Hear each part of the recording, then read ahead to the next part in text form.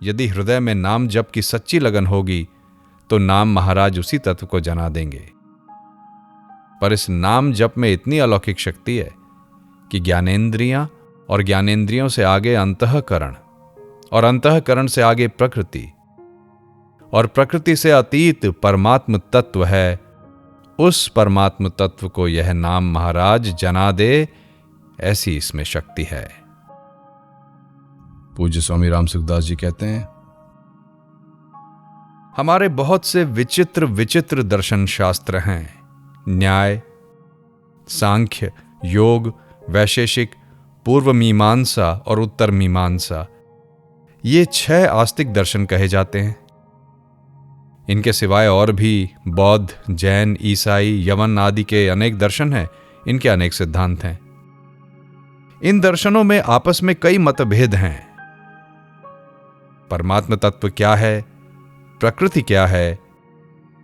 कई दर्शन परमात्मा, जीवात्मा और जगत, इन तीनों को लेकर चलते हैं।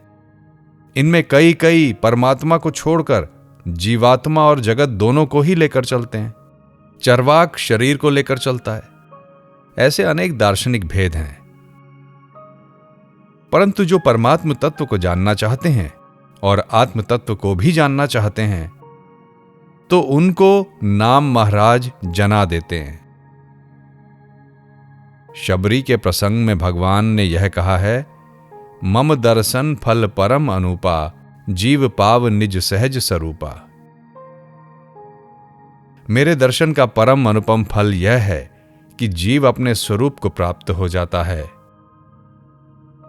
भगवान के दर्शन होना और चीज है, निज स्वरूप का ज्ञान और चीज है। ऐसे देखा जाए तो एक ही तत्व मिलता है, परंतु इसमें भी दार्शनिकों ने और भेद माना है। कोई द्वैत मानते हैं, कोई अद्वैत मानते हैं। द्वैत में भी विशिष्टाद्वैत, शुद्धाद्वैत, द्वैताद्वैत और अचिंत्य भेदा भेद, ऐसे वैष्णवों के मत हैं। सब मतों का अगर कोई ज्ञान करना चाहे तो नाम की ठीक निष्ठा पूर्वक शरण लेने से नाम महाराज सबका ज्ञान करा देते हैं। ऐसे देखा जाए तो सगुण और निर्गुण के अंतर्गत सब संप्रदाय आ जाते हैं। मानस के बालकांड में है, नाम जिह जपि जागहि जोगी, बिरति बिरंचि प्रपंच बियोगी। ब्रह्म सुकहि अनुभवहि अनूपा, अकथ अनामय नाम न रूपा। ब्रह्मा जी के बनाए हुए इस प्रपंच यानी दृश्य जगत से भली भांति छूटे हुए वैराग्यवान मुक्त योगी पुरुष इस नाम को ही जीभ से जपते हुए तत्वज्ञान रूपी दिन में जागते हैं और नाम तथा रूप से रहित अनुपम, अनिर्वचनीय, अनामय ब्रह्म सुख का अनुभव करते हैं। संसार में जितने जीव हैं वे सब नींद में पड़े हुए हैं। जैसे नींद आ जाती है तो बाहर का कुछ ज्ञान नहीं रहता, इसी तरह परमात्मा की तरफ से जीव प्रायः सोए हुए रहते हैं। परमात्मा क्या है, क्या नहीं है, इस बात का उनको ज्ञान नहीं है। इसका जो कोई ज्ञान करना चाहता है और अपने स्वरूप का बोध भी करना चाहता है, वे योगी होते हैं। मानो उनका संसार से वियोग होता है और परमात्मा के साथ योग होता है। वे जीभ से नाम जप करके जाग जाते हैं, उनको सब दिख जाता है। गीता जी के अध्याय 2 में है, या निशा सर्वभूतानाम तस्याम जागर्ति संयमी, यस्याम जागृति भूतानि सा निशा पश्यतो मुनेः। मानो साधारण मनुष्य परमात्म तत्व की तरफ से बिल्कुल सोए हुए हैं। जैसे अंधेरी रात में दिखता नहीं, ऐसे उनको कुछ भी नहीं दिखता, पर संयमी पुरुष उसमें जागते हैं। जिसमें सभी प्राणी जाग रहे हैं, मेरा तेरा कहकर बड़े सावधान होकर संसार का काम करते हैं। संसार के तत्व को जानने वाले मुनि की दृष्टि में वह रात है। ये लोग अपनी दृष्टि से इसे जागना भले ही माने, परंतु बिल्कुल सोए हुए हैं, उनको कुछ होश नहीं है। वे समझते हैं कि हम तो बड़े चालाक, चतुर और समझदार हैं। यह तो पशुओं में भी है, पक्षियों में है, वृक्षों में भी है, लताओं में है और जंतुओं में भी है। खाना पीना, लड़ाई झगड़ा, मेरा तेरा आदि संसार भर में है। इसमें जागना मनुष्यपना नहीं है। मनुष्यपन तो तभी है जब परमात्म स्वरूप को जान लें, अर्थात उसमें जाग जाएं। उसे कैसे जाने? उसका उपाय क्या है? परमात्मा के नाम को जीभ से जपना शुरू कर दें और परमात्मा को चाहने की लगन हो जाए तो वे जाग जाते हैं। नाम जप से सब कुछ मिलता है। हृदय से जो चाहना होगी वह चीज उसको मिल जाएगी। जैसे कल्प वृक्ष के नीचे बैठकर मनुष्य जो कामना करता है वह कामना पूरी होती है, ऐसे ही यदि हृदय में नाम जप की सच्ची लगन होगी तो नाम महाराज उसी तत्व को जना देंगे। इसलिए वह जाग जाएगा। जागने से क्या होगा? जो अनुपम ब्रह्म सुख है उसका वह अनुभव कर लेगा। ब्रह्म सुख कैसा होता है? उसकी कोई उपमा नहीं है। भोजन करने से जैसे तृप्ति होती है ऐसा वह सुख नहीं है।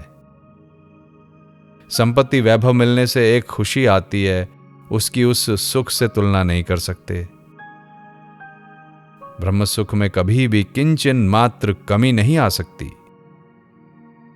दुख समीप नहीं आ सकता। नाम जपने वाले उस सुख का अनुभव कर लेते हैं। अकथ अनामय नाम न रूपा। अभी पहले कहा था कि नाम और रूप अकथनीय है। अब कहते हैं वह जो निर्गुण ब्रह्म सुख है वह भी अकथनीय है। निर्गुण और सगुण दोनों अकथनीय हैं और इनके नाम की महिमा भी कथन में नहीं आ सकती। तो तात्पर्य क्या निकला?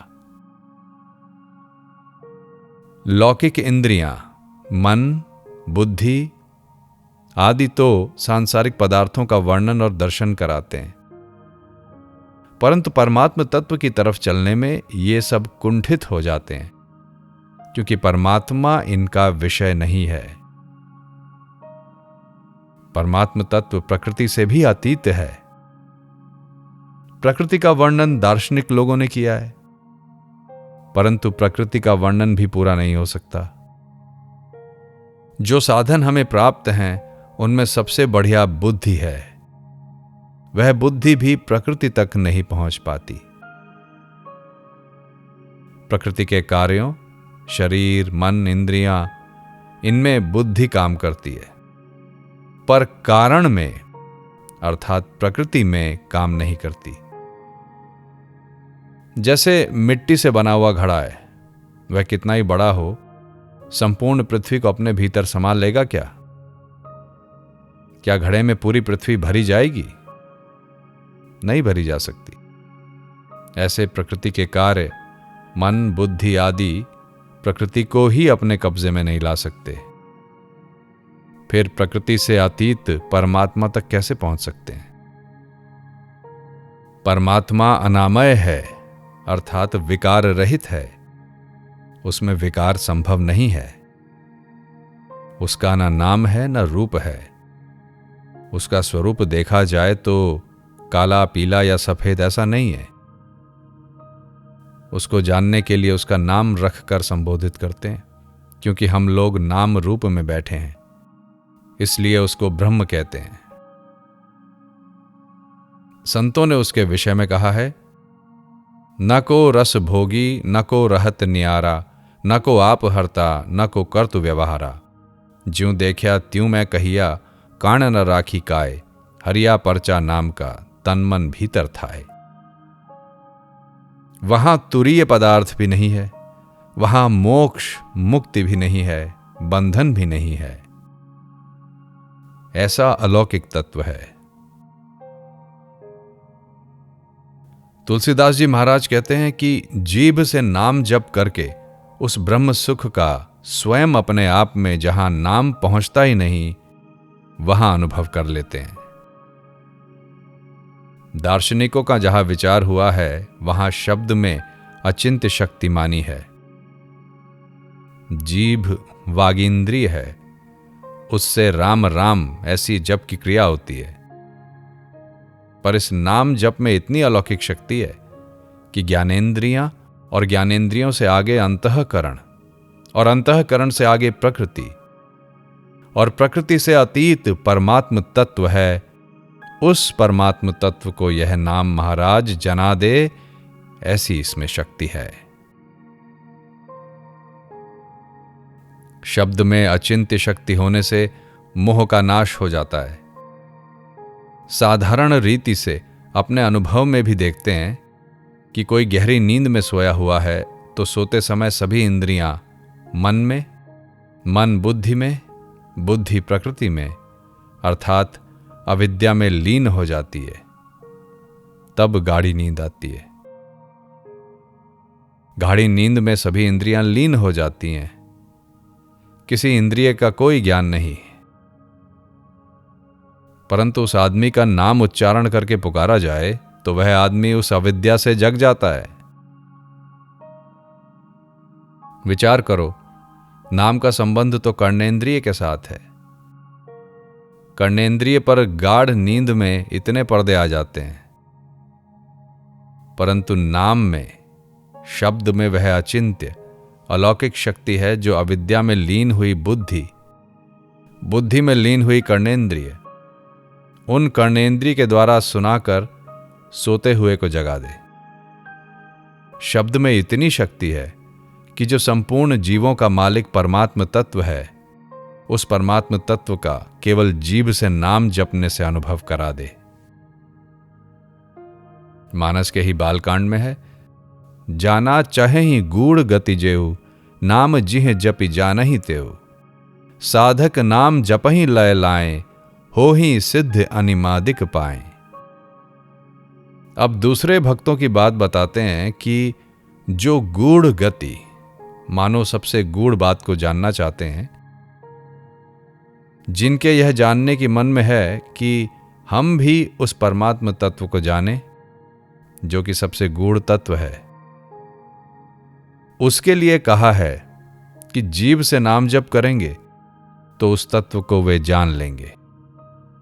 अब गोस्वामी जी साधक के विषय में कहते हैं कि साधक अगर लौ लगाकर नाम जप करता है तो वह सिद्ध हो जाता है।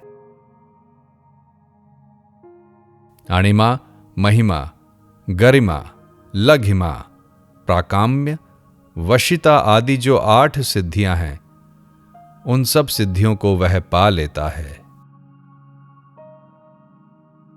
जपहि नामु जन आरत भारी, मिटहि कुसंकट होहि सुखारी।